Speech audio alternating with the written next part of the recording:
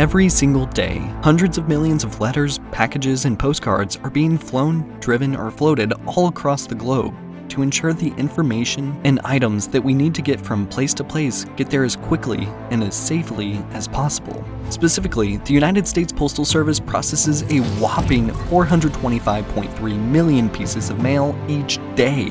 That's 17.7 million each hour, 295,000 each minute, and nearly 5,000 every second. They are carried to their destinations using cars, planes, trains, and ships to get mail where it needs to go. However, at one point they considered adding another form of transportation to get mail from point A to point B. If you've read the title of this video, you probably already know what it is. Today, we're talking about when the United States Postal Service tried to use missiles to deliver mail. So make sure you have all the proper postage as we learn something new. The history of the postal system is inextricably tied to the history of transport. Advances in transportation technology have not only allowed people to travel farther and explore new territories, but it's also allowed the postal system to expand their influence over a larger area. As new inventions and discoveries shortened the time of travel, messages and letters began to reach distant recipients in lesser time, and the postal system became more efficient. But for the longest time, there was still a significant struggle to get letters at extremely long distances without taking days or even weeks. The idea of delivering mail via rocket came about at the beginning of the 19th century.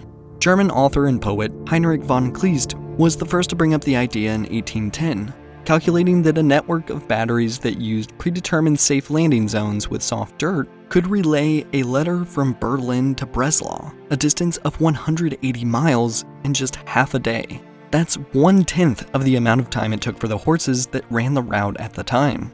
Before long, a newer kind of rocket was used to actually put this idea into action. British inventor Sir William Congreve decided to put it to the test. He strapped mail to his Congreve rockets, some of the most advanced of the day, and successfully delivered mail to Tonga. At least, some of the mail was delivered successfully. The Tongans had wanted to try it because they had so many of the rockets left over after the New Zealand Wars of 1845 and 1872.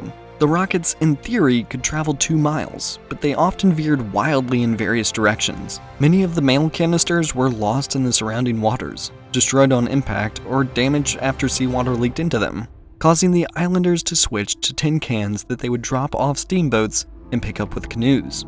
It looked like the idea of using rockets to deliver mail was going to be lost faster than so many of the Tongans' letters, but as it turns out, they were just ahead of their time. The idea would be picked up once again in the first half of the 20th century, with much more enthusiasm than ever before. Austrian engineer Friedrich Schmeidel successfully conducted a rocket mail test in 1928 before transporting over 100 letters between 2 Austrian towns in February of 1931. Schmeidel would go on to carry out numerous other rocket deliveries between Austrian Alpine towns over the next 2 years. However, the Austrian post office prohibited private mail services in 1934, and Schmeidel destroyed all records of his research at the outbreak of World War II in 1939, so that his work wouldn't be used in the development of military rockets. Though Schmeidel's rocket mail tests inspired several other countries, such as Germany, England, the Netherlands, the United States, India, and Australia, to conduct similar experiments with varying degrees of success. In 1934, however, in an attempt to demonstrate to the British the viability of his rocket delivery system, a German businessman named Gerhard Zucker loaded a rocket with 4,800 pieces of mail and launched it from an island in Scotland. Government officials watched as the rocket soared into the sky and exploded, scattering scorched letters all over the beach like confetti. After his demonstration failed so spectacularly, Zucker was deported back to Germany, where he was immediately arrested on suspicion of espionage or collaboration with Britons. Around the time that Zucker's early career ended with a bang, as well as deportation from Britain, Stephen Smith's began on the other side of the world, in India. Stephen Smith performed over 200 rocket mail tests, beginning in 1934 and ending in 1951. Most of these were successful, and even though his first flight in September of 1934 exploded, 140 letters from the rockets were recovered. But while Stephen Smith had even managed to deliver food and chickens via rocket, his experiments were entirely dependent on his own efforts, and mostly his own money. So when he passed away in 1951, there was no one to pick up his mantle. These early rockets were innovative, but extremely lacking in practicality. To be delivered accurately and reliably over long distances, mail rockets would require a much more advanced hull design and a sophisticated navigation system. In short, they would need to transform into something more like a cruise missile than a conventional rocket. And so, when the United States government got involved in the rocket mail fad, that was exactly what they did.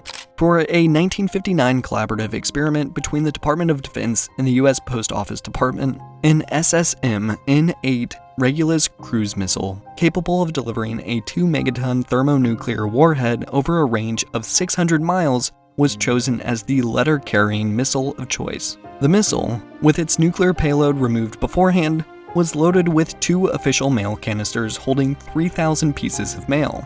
U.S. Navy submarine the USS Barbaro launched the missile from a location off the coast of Virginia. It touched down 22 minutes later at a Naval Auxiliary Air Station in Mayport, Florida, where its intact cargo was recovered and sorted at a nearby post office.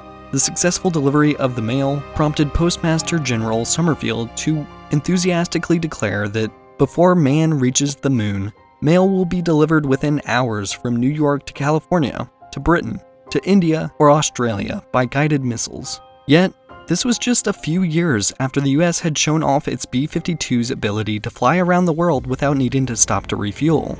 As rockets had finally gotten to the point where they might have been useful in getting mail quickly from one place to another, so did all the other forms of transportation at a cost that wasn't prohibitively expensive. Not to mention that during the Cold War, an exceptionally risky time to be launching missiles unnecessarily, world leaders were more than hesitant to launch anything that might resemble a nuke in their enemies' eyes. In truth, even the rocket mail launch that got the Postmaster General so excited wasn't actually about rocket mail at all. The US was just using the event to flex its muscles on a world stage.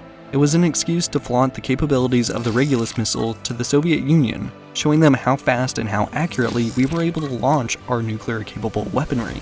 And that's also why, despite the Postmaster General's claims, no more Postal Service and Department of Defense missile team-ups ever occurred again. Throughout its history, rocket mail was a bad idea, often with nothing but good intentions to keep it alive.